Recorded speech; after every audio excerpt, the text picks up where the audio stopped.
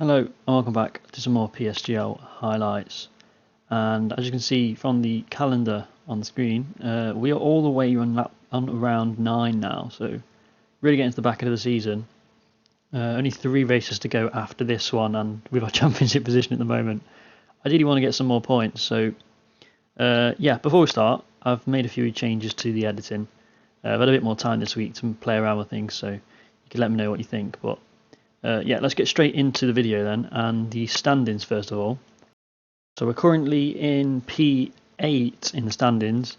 As you can see, there's a lot of DNFs, and obviously the DNS in Russia, which is not ideal. And I wouldn't say it shows a true reflection of where we are in the season. So we can hope once again we can have a good race in USA and try and get back sort of near the top 5. Maybe by the end of the season, it's a bit of a push, but in the constructors, we are leading by a comfortable 28 points. I think that is. Sparks sort of carrying the team a bit there, but yeah, that's the drivers and the constructor standings. Now let's get straight into today's race, which of course is the Circuit of the Americas. Now this track traditionally hasn't been an amazing track for me. I always seem to not be very good at it, purely pace-wise, but also seem to get a lot of penalties around here for some reason. But yeah, it always seems to offer up very interesting racing anyway.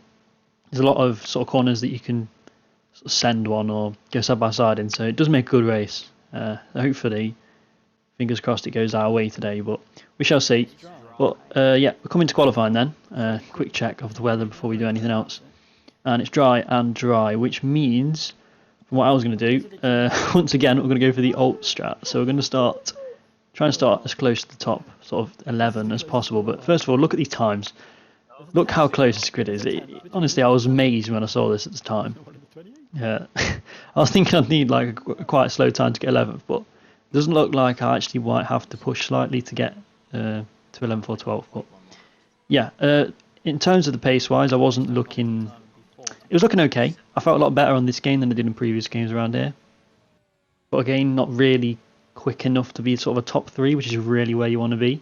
The alternate strat does work quite well around here, so the only chance we have of a win really this season is through an alternate strategy. I don't think we're going to win on pace, especially around here, so why not go for it? And we're going to do that once again. But as you see, our first lap, we're just sort of getting a bank of time in. We don't want to push too hard, but it's been an absolute mess so far. It's going to be really slow. We don't even need to back off at the end of this. That's how sort of poor it's been. But yeah, we'll just get the lap on the board and see where we are, and then we can hopefully judge our final run on sort of the delta we have here. So we're going to come up to the line. It's going to be a 29.3, which is obviously not amazing, but it puts us down in P12, which I was quite surprised actually.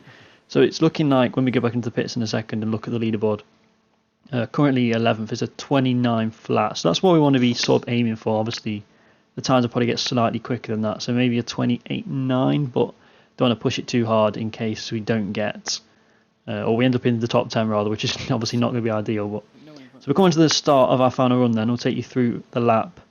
Once again, it's a bit different to Singapore because we do need to push on this lap. We can't just do a really slow lap and get 11th. You are going to need to do a, not an amazing lap, but a sort of a competent lap. So we're going to come into turn 1 now. Braking at the black box. It's kind of hard to get it rotated around then. Very easy to go deep. So we take that fairly nicely. It's fairly average. We're a little bit down on our delta, but yeah, just going to make sure we keep it nice and tidy through these S's. We lose a little bit of time, but purely just didn't want to invalidate the lap. It's going to be a 24.1 first, which is obviously not amazing, but it should do the job for what we need. So we're going to come up this, probably one of the most annoying corners on the game actually. Very difficult to get through. It's just an awkward angle, and then again, it's very easy to run wide, and the game obviously invalidates you for that. But currently this hairpin, this is where the previous lap we had that massive oversteer moment. So we get about 2/10 through there. So at the moment we're looking for about a 29.1. So hopefully with a little bit more in this last sector we can get near a 29.0, which is kind of where we're probably going to want to be. But 2/10 up now, coming to the middle sector split. It's a 59.9 for reference. On a good lap you want to be like a 0.7, maybe even a 0.6 our push. But yeah, this is looking good so far for what we want. 3% up now, so we're looking good for a very low 29 as long as we don't mess this second to last corner up, which you're about to see we do. And we have to turn completely out the corner to not cut it, and we lose, well over a tenth there. So coming around the final corner now, we make sure we try not to run wide, which we nearly did. improved by 2.5 tenths, and it's a low point 1, which at the time is P12. That last corner mistake definitely cost us there. Cost us about a tenth, but as you can see at the moment, just waiting for everyone to cross the line, see what we get. And we do get P12 actually, and I think if I had not lost that time, I probably would have been 11th, but quite close to 10th. So I didn't really want to improve by too much. But yeah, P12 is exactly what we want to be. It's exactly the same as Singapore, and it should offer us a good finishing position in the race. So sat on the grid now. We'll look at the strategy in a second, and we're going to be on the medium tyres, which there we go, the medium tyres, which is what I believe everyone outside the top 10 will do. And as you can see now on the left hand side, pretty much everyone is on the mediums that's not in the top 10. So in terms of strategy, you have to pit about lap 16ish for the softs. It's not an easy one stop. There's quite a bit of tyre wear involved, and obviously for the soft medium runners at the front, they're going to be the opposites. They'll pit around lap 8, 9 and go on to the mediums to the end. But we shall have to see how it all plans out as we wait for the back of the grid to now form up before we can get the start of this US Grand Prix underway. Indeed, they should be readied up now. We've got the 3, 4, 5 red lights for the start of the US Grand Prix, and it's lights out, and we are away in USA, and it looks like a decent-ish start for us. The Mercedes behind is a very good start.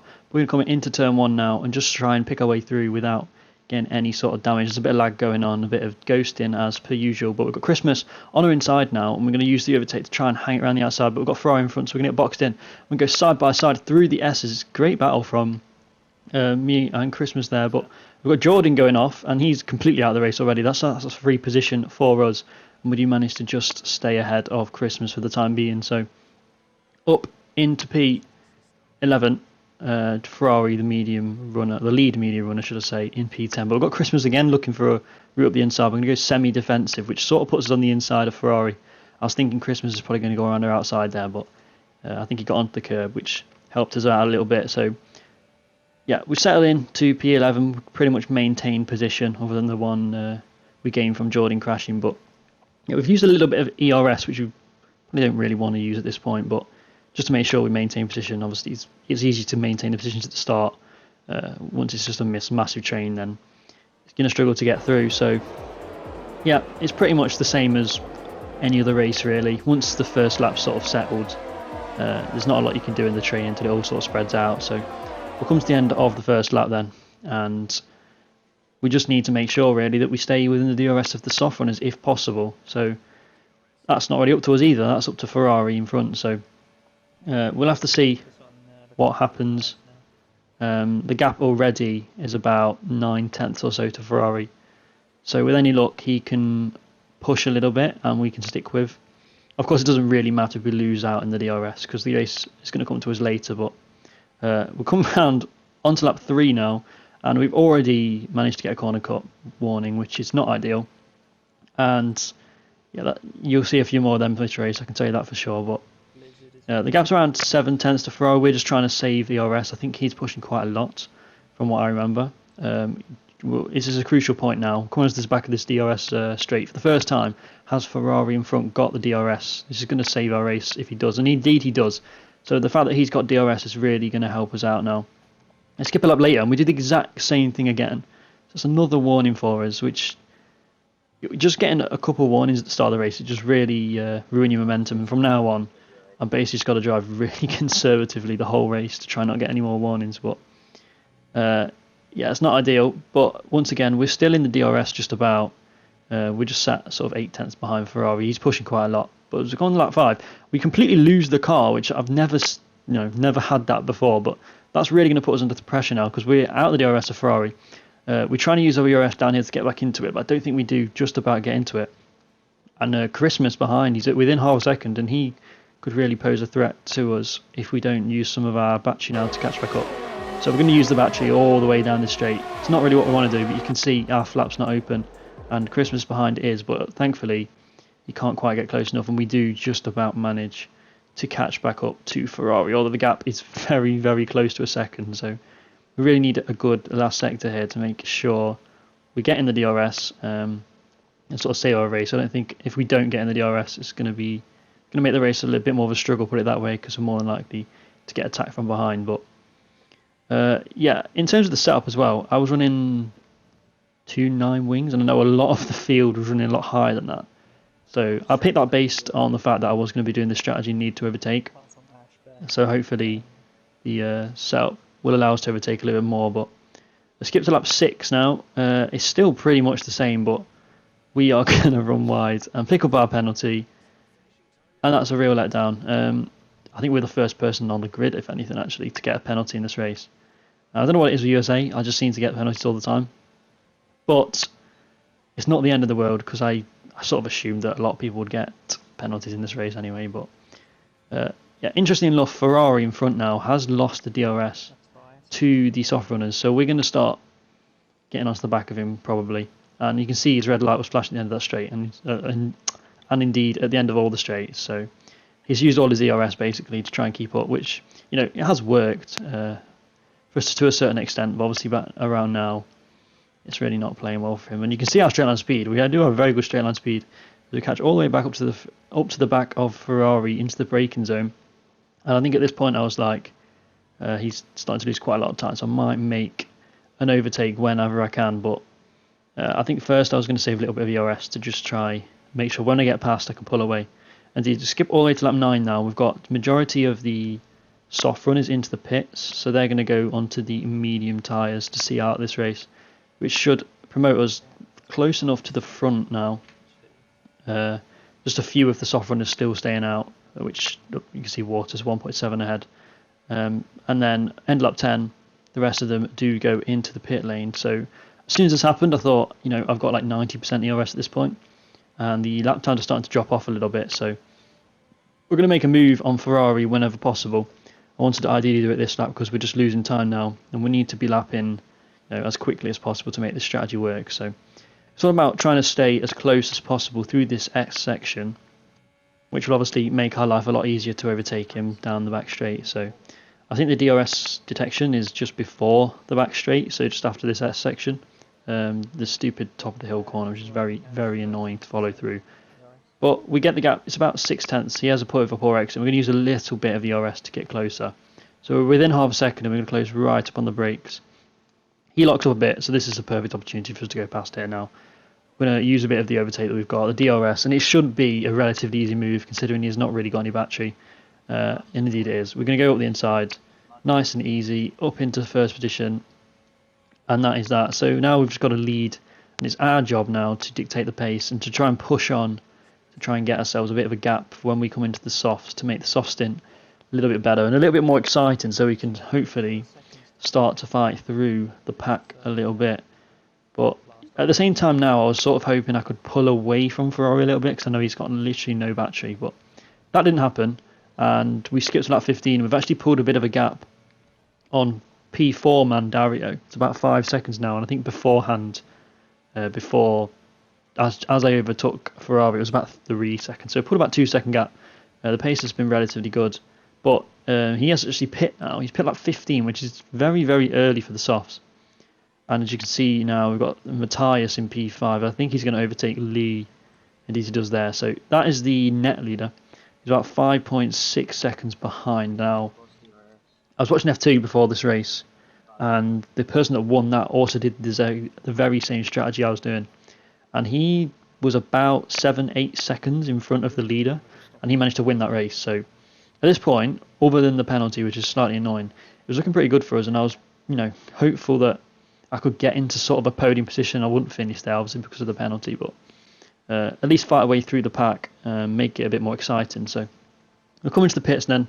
End of lap 16. We're going to do a 12 lap dash on the softs, which, you know, it's not an easy 12 laps. The tyre wear would probably be around 70% at the end, but we should have a good pace advantage for at least the first half of the stint, which will allow us to close the gap, and then hopefully with a few battles and stuff we can really close in. So coming out the pits then, and the gap to Ferrari, because of the way the pit lane works and everything, I think we're going to get around a second gap and break out of the DRS, but I think something happens here to him. I don't actually know fully what happens to myself here, to be honest, but something happens and he ends up losing the car through this S section, which completely gets him out of the race. There he goes. Yeah, I don't know what happened there, but so the only other soft runner behind us now is Dario, who's about 2 seconds behind, but it doesn't matter who's behind us anyway, so we're just going to look straight ahead to the medium runners, who we really need to catch up to. We've got Ash and Lee, who are the other medium runners, into the pit lane now. So this should give us a free run and indication of what the gap is to the first medium runner. And indeed it is Waters now, 6.3 ahead.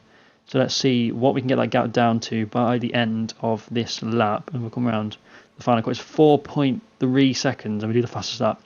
So that's about 2 second gap we've closed already, which is pretty pretty impressive. I wasn't expecting that actually on the softs, but yeah, a very, very dramatic advantage we have there. So lap 19, about a little bit less of a recall this time, but still very solid lap time. As you can see the gap behind Dario, we've completely left the other soft runners for absolute dead. So the pace has been really, really good, and we nearly will. You can see Aero 4 seconds, 3.5 seconds. He is the last car in the lead train, believe it or not. So, but yeah, lap 20, going on to 21.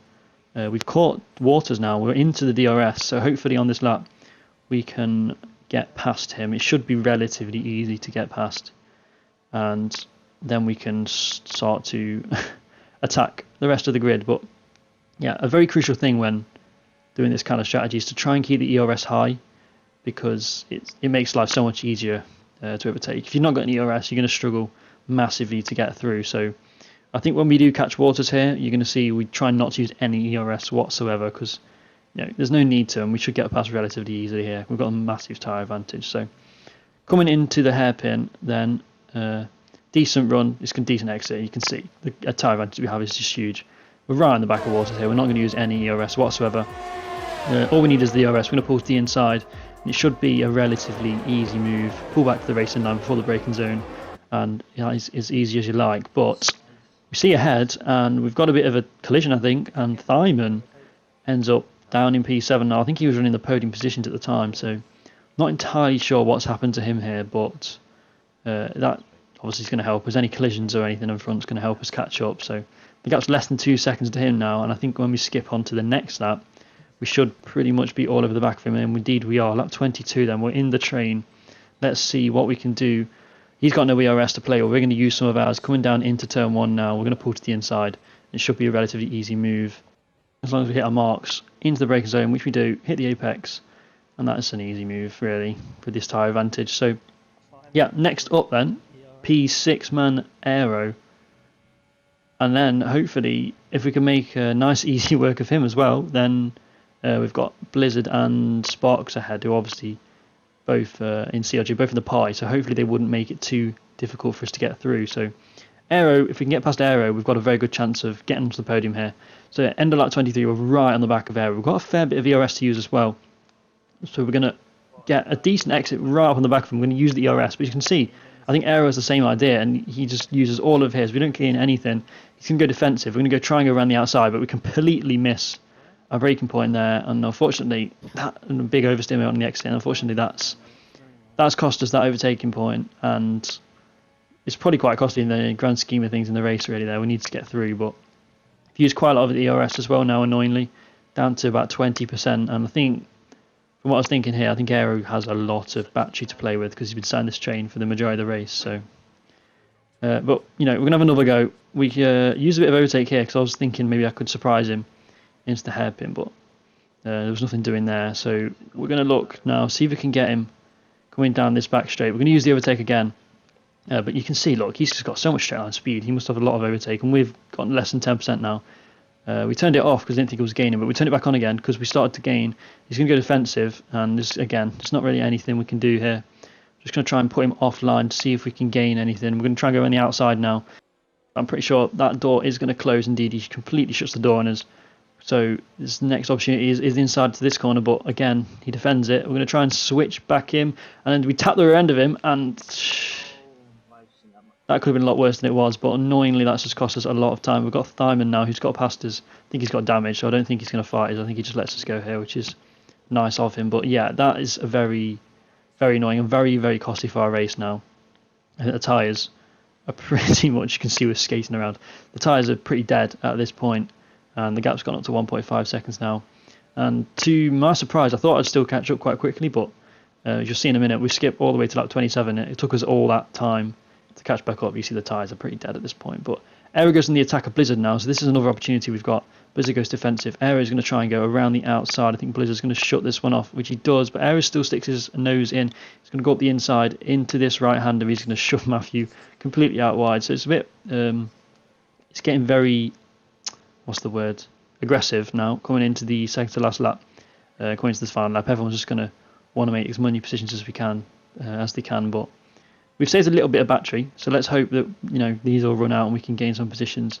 Sort of a pride at this point, considering we've got the 3-second penalty. But the gap to Waters behind us is about 3.1, so we should, in theory, as long as we have a decent pace in this last lap, be able to keep this position regardless of the penalty. But Matthew Weaves in front, basically telling us we can go through, which is nice of him. So we're going to go down the inside. Obviously, he's not going to fight it, but you can see Aero, a massive dive bomb on Sparks in front, and he hits Juice and he gets a bit of wing damage. And we see this as an opportunity. Hopefully, he's really slow on this last lap. We can get past. You can see Wilson's light flashing as well, so that means he's low 10% battery, so he's going to be slow on the straights as well. And you can see it's just getting held up here by Aero. And I think going into this right-hander, we can actually tap the back of Sparks here, because it's just going so slow into this on this final lap, and that's obviously not helping. As you can see, the gap to Waters behind is coming down massively now, so I was getting quite annoyed because I'm going to lose positions through through Aero going slow in front. But we're going to come into the back. We're very close to Sparks now, and he's got no battery, so I think we're going to go past him here. And I think Aero's got a lot of battery still somehow, so he's going to defend his P4 at the moment. But yeah, I just really need to get past and try and push this final sector to see if we can keep P5 it is at the moment. We just need to try and keep up position, but again, Aero's going very, very slowly. He's putting his car all in the right places, in fairness. We're going to try and go up the inside here, but he covers it. We're going to try and switch back in, but we've just got no traction and nothing to really play with. He's going to be very, very slow around here with the wing damage, but again, there's nowhere we can really, really go. It's a bit stupid to try and go up the inside, coming into the second to last corner. On the second to last lap, of course, we're basically pushing him around here now. We're going to come around the final corner now. There's nothing we can do. I'm going to come around, and that is going to be a P5, but I believe once everyone comes past, it's P6, because Waters obviously beats us with that penalty, which was very annoying. But I think it also is going to turn to P7, because I think Wilson Sparks gets his penalty removed, because he got it for no fault of his own. But yeah, it's P7 then, technically, overall. It was an exciting race, I'll give you that, but the penalty let us down, obviously not getting through the traffic ideally, but yeah, other than that, it was very exciting and not the points he wanted, but it was a good race. So we will move on to the next one, which annoyingly I'm not doing. I'm not doing Mexico, so that's going to cost us a few more points. But we'll be back for Abu Dhabi and Japan, the final two races, and hopefully once again we can have a decent result. But yeah, we did make it to the end without crashing at least, and we actually finished the race, which is a change. Yeah. But other than that, let me know what you thought of the slight change in editing. I know it was a bit of a longer video. I wanted to include the sort of theatre mode highlights in like the corner, but Chef actually doesn't allow you to do that for some reason and record at the same time. So that was really annoying, and I did edit all that in and I had to edit it out again because nice Chef actually. But yeah, that's it for these highlights anyway. Thank you very much for watching them. Let me know what you thought of the new sort of change in the editing. But yeah, thanks very much for watching, and I'll see you guys next time.